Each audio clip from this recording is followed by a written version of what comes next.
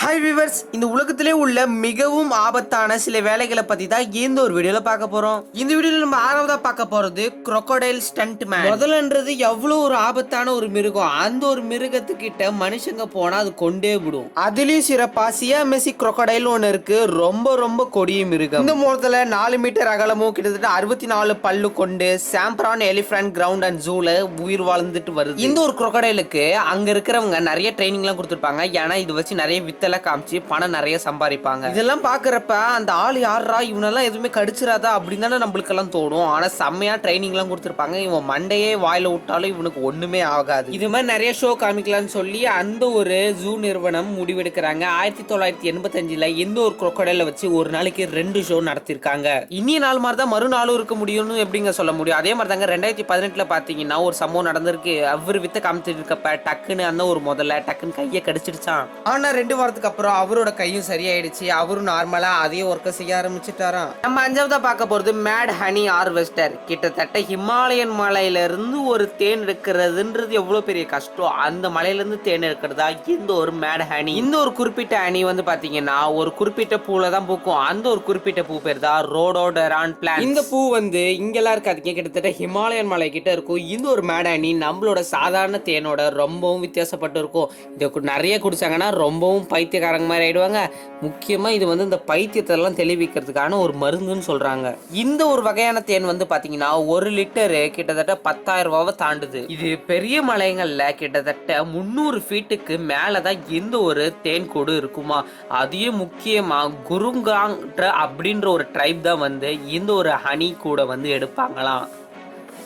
இவங்களுக்கு கிட்டத்தட்ட 100 வருஷத்துக்கு மேல எக்ஸ்பீரியன்ஸ் இருக்குமா. எவ்வளவுதான் நார்மலாக ட்ரைனிங் எடுத்தவங்களும் இந்த மாதிரி ஒரு தேன் எடுக்கிறது ரொம்ப கஷ்டம். அதனால அந்த குருங்ராங் டைப்ஸ் தான் இந்த ஒரு தேன்லாம் எடுப்பாங்களாம். ஏன் இவங்களால மட்டும் தான் எடுக்க முடியும்னா இதுக்கான நிறைய டெக்னிக்ஸை அவங்க பல 100 வருஷமா தெரிஞ்சு வச்சிருக்காங்க. இதுக்காகவே ஸ்பெஷலாக அவங்களோட ரோப் லேடர் எடுத்துட்டு போயிட்டு அதை அங்கிருந்து மலையிலேருந்து இறங்குறப்ப மலையில அடிச்சுட்டு தன்னந்தனியும் இறங்கி அந்த ஒரு தேன் கூட எடுத்துட்டு வருவாங்களாம். இது வந்து பார்த்தீங்கன்னா ஹிமாலயன் ஜெயின் ஹனிபி தான் வந்து இந்த ஒரு தேனெல்லாம் கலெக்ட் பண்ணி வைக்குமா. வேர்ல்டுலேயே லார்ஜஸ்டான ஹனிபினா அது இதுதானா. கிட்டத்தட்ட 3 சென்டிமீட்டர் அளவு பெருசா இருக்கும்.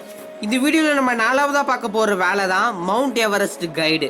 நீங்களாம் நினைக்கலாம் கைடுன்ற வேலை வந்து ரொம்பவும் ஈஸி தானே, நம்மளுக்கு தெரிஞ்ச இடத்த அப்படியே இன்னொருத்தவங்களுக்கு விளக்கி சொல்றது தானே. இந்த கைடு வேலை செய்யறவங்க எல்லாம் ஷெராப்ஸ்ன்னு வாங்க. அந்த ஊரை சுத்தி இருக்கிற பழங்குடியினர் மக்கள் தாங்க இவங்க. இந்த ஒரு மவுண்ட் எவரெஸ்ட் மலையை தாண்டணும்னா இவங்கள்ட்ட கொஞ்சம் காசு கொடுத்தா போதும். ஏல இருந்து இசட் வரைக்கும் அவங்களே நம்மளுக்கு எல்லாத்தையும் சொல்லி கொடுத்து நம்மளே இட்டுட்டும் போயிடுவாங்களாம். அதுவும் இந்த மாதிரி ஒரு குளிர் பனி படையிற இடத்துல எல்லாம் பாத்தீங்கன்னா கிட்டத்தட்ட 35, அதாவது -35 டிகிரி ஃபாரன்ஹீட்ல வந்து இருக்குமா. நம்மளாம் உறைஞ்சு போயிடுற அளவு அந்த இடத்துல ஒரு குளிர் இருக்குமா. அதுவும் 1 கிலோ 2 கிலோ இல்லைங்க, கிட்டத்தட்ட மில்லியன் டன்ஸ் ஆஃப் ஸ்னோ வந்து அந்த இடத்துல பெஞ்சுக்கிட்டு இருக்குமா. அதுலயும் மவுண்ட் எவரெஸ்ட்ல இருந்து கொஞ்சம் தூரம் போனீங்கன்னா கும்பு ஐஸ் ஃபால்னு ஒரு இடம் இருக்குங்க. அந்த இடத்துல கிட்டத்தட்ட 4 கிலோமீட்டர் அளவு பனிங்க வந்து அதிகமா இருக்குமா. அந்த இடத்துல இருந்து நம்ம இன்னொரு வந்து இடத்துக்கு ஒரு லேடரை வச்சுதான் தாண்ட முடியுமா. இந்த ஒரு கும்பு ஐஸ் ஃபால் கிட்ட வந்துட்டீங்கன்னா தனித்தனி பனிப்பாறையா இருக்கும். நம்ம அதுல இருந்து லேடரை வச்சுதான் தாண்ட முடியும். அதுவும் சில பேர் எல்லாம் தாண்ட முடியாம கிட்டத்தட்ட 47 பேர் கிட்ட இறந்து போயிருக்கிறதா ஒரு சர்வேன் படி சொல்றாங்க. இந்த வீடியோல ஸ்டார்டிங்ல சொல்லியிருந்தாங்களா ஷெர்பாட்ஸ், அவங்கள்ட்ட கேட்டீங்கன்னா அவங்க எப்படி சர்வை பண்றது, எப்படி பொருள்லாம் வாங்குறது, எப்படி அந்த இடத்துல தங்குறதுன்னு எல்லாம் கரெக்டா சொல்லிடுவாங்க. அந்த மவுண்ட் எவரெஸ்ட் சேர்ந்த ஷெர்பாட்ஸை நீங்க விட்டுட்டீங்கன்னா வெளிநாட்டுக்காரங்க கைட்ஸா இருப்பாங்க. அவங்க உங்கள்கிட்ட எக்கச்சக்கமான சார்ஜஸை கலெக்ட் பண்ணுவாங்க. அதனால நீங்க எப்பயாவது மவுண்ட் எவரெஸ்ட் போறீங்க, உங்களுக்கு ஒரு ஆசை இருந்ததுன்னா அந்த ஊர்ல இருக்கிற ஷெர்பாட்ஸை நீங்க வந்து சூஸ் பண்ணிக்கோங்க. இந்த வீடியோல நம்ம 3ஆவதா பார்க்க போறது அலாஸ்கன் கிராப் ஃபிஷர்மேன். ஃபிஷர்மேன் வேலைன்றது ஈஸி தானே. அது என்ன கடலுக்கு போயிட்டு அப்படியே அங்க ஒரு துடுப்பு போட்டு அப்படியே வந்துட போகுது அப்படிதான் நினைக்கிறீங்க. ஆனா நீங்க நினைக்கிறதோட 100% தலைக்கீழ தான் இந்த ஒரு அலாஸ்கன் கிராப் வந்து ரொம்பவும் வேறுபாடு கொண்டது. இந்த ஒரு அலாஸ்கன் கடல்ல கிட்டத்தட்ட 300 பேர் மேல இறந்துருக்காங்க. படகு எடுத்துட்டு நடு கடலுக்கு போனா உயிர் வாழ்றதே பெரிய விஷயம். ஏன்னா அவ்வளவு ஃப்ரீஸான தண்ணிங்க அங்க இருக்கும். அந்த ஒரு தண்ணியில நம்ம உயிர் வாழணும். அது மட்டும் இல்லாம நிறைய அலைகள்லாம் தாண்டி தாண்டி போயிட்டு வந்துகிட்டு இருக்கும். அதுவும் அந்த அலாஸ்கன் கிராப் வந்து ரொம்பவும் பெருசானது, காசும் ரொம்ப அதிகம். அந்த ஒரு நண்டை பிடிக்கிறதுக்குள்ள நம்ம உயிர் போயிடக்கூடாது. நம்ம உயிரையும் பிடிச்சிக்கிட்டு அந்த நண்டையும் பிடிச்சாதான் நமக்கு காசும் கிடைக்கும். கிட்டத்தட்ட பாகுபலியில அந்த கப்பல்ல வர மாதிரி மெதுவாலாம் போவாதுங்க. அந்த பைரட் ஆஃப் ஷிப்ல வர மாதிரி ரொம்பவும் கஷ்டமானதுதான் இந்த ஒரு அலாஸ்கன் கிராஃபிஷை பிடிக்கிறது. இங்க வந்து பாத்தீங்கன்னா தண்ணியும் ரொம்ப உறைஞ்சு போய் தண்ணி ஐஸ் வாட்டர் மாதிரி வரும், மேல இருந்து ஸ்னோ வந்துகிட்டே இருக்கும். இந்த இடத்துல நீங்க சர்வே பண்றது கிட்டத்தட்ட 99% கஷ்டம் தாங்க. ஆனால் இந்த இடத்துல இருந்து நீங்கள் கிராஃபிஷை பிடிச்சிட்டு வந்து அந்த ஊரில் வித்துடுறீங்கன்னு வச்சுக்கோங்களேன், உங்களுக்கு அந்த ஊர் நாட்டு சம்பளம் படி கிட்டத்தட்ட $50,000 ஒரு வருஷத்துக்கு கிடைக்குமா? இதோட ஒர்த்து உங்களுக்கு இன்னும் புரியலனா, நம்மளோட தமிழ்நாட்டில் இருக்கிற காசிமேடு ஃபிஷ்ஷு எவ்வளோ ஃபேமஸ் ஆனது, அதே மாதிரி தாங்க வெளிநாட்டில் அலாஸ்கன் கிராஃபிஷ்ன்றது அவ்வளோ ஒர்த்தானதான். இந்த வீடியோவில் நம்ம ரெண்டாவதா பார்க்க போகிறது அண்டர் வாட்டர் வெல்டர். இது வரைக்கும் நம்ம ஏதோ கிரில் கேட்டியோ இல்லைன்னா ஏதோ காரை தானே வெல்டு பண்ணி பார்த்துருக்கோம். கடல் கடியில் கப்பலை இல்லைன்னா வேற ஏதாவது வெல்டு பண்ணி பார்த்துருக்கீங்களா? தண்ணி கடியில் வெல்டு பண்ணுறது தான் இவங்களோட மெயின் வேலையே. அதுலேயும் இவங்க கடல் கடியில எல்லாம் போய் வேலை செய்கிறப்ப முக்கியமாக போர்பெர் ஈகிள் அப்படின்ற ஒரு பெரிய ஷார்க் வந்து இவங்கள ரொம்பவும் தொல்லை பண்ணுமா. நீங்களாம் நினைக்கலாம் இவன் என்னடா இப்படி ஒரு உருட்டுறானே அப்படின்னு. அப்படியெல்லாம் இல்லைங்க, உண்மையாக கடலுக்கு அடியில் போய் வேலை செய்கிறப்ப அந்த இடத்துல நிறைய ஷார்க் சுறா மீன் வந்து தொல்லை பண்ணுமா.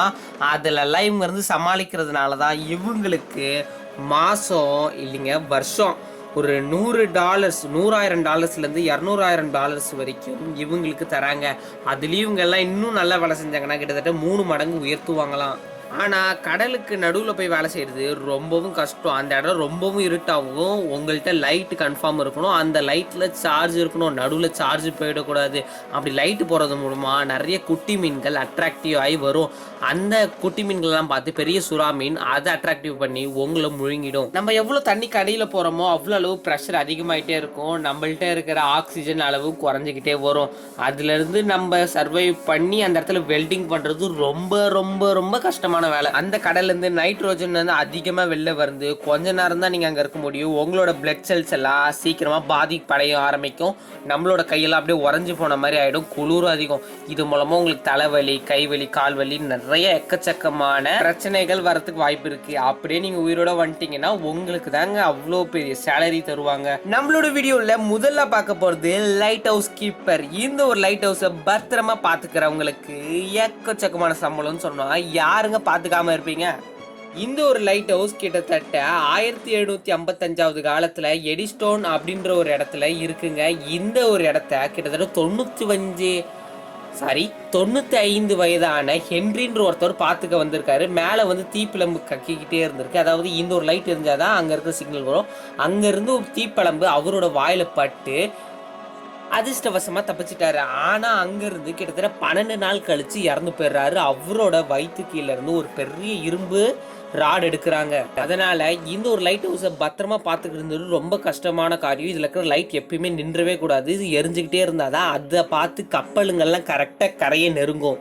இதே மாதிரி சம்பவம் இன்னொன்று நடந்திருக்குங்க. ரோட் ஐலாண்ட் அப்படின்ற ஒரு இடத்துல கிட்டத்தட்ட 50 வயசான ஒரு ஆள் 1938 வால்டர் அப்படின்றவர் தான் இவரோட பேரா இருந்திருக்கு. இவரோட கண்காணிப்புல இருந்திருக்கு இந்த ஒரு லைட் ஹவுஸ். இந்த இடத்துலயும் செமையான அலைகள்லாம் அடிச்சிருக்கு. நார்மலா லைட் ஹவுஸ் இருந்தாலே அலைகள் வந்துகிட்டு இருக்கும்.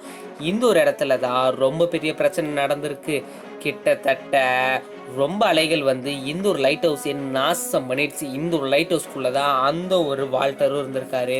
வால்டர் கருத அதோட ஓவர் ஆயிடுச்சு. அதனால இந்த ஒரு லைட் ஹவுஸை பராமரிக்கிறதும் பார்த்துக்கிறதும் ரொம்ப ரொம்பவும் கஷ்டமான விஷயம். ஆனால் இதை பார்த்துக்கிறவங்களுக்கு கிட்டத்தட்ட $45,000 per இயருக்கு கிடைக்குது. வீடியோ பார்த்துக்கிட்டு இருக்க நீங்க என்ன வேலை செய்றீங்கன்றதை மறக்காம கமெண்ட் பண்ணிடுங்க. இந்த வீடியோ பற்றி லைக் பண்ணுங்க, ஷேர் பண்ணுங்க, மறக்காம நம்ம சேனலை சப்ஸ்கிரைப் பண்ணுங்க. இன்னொரு அமேசிங்கான வீடியோவில் பார்க்கலாம். Tata bye bye, see you.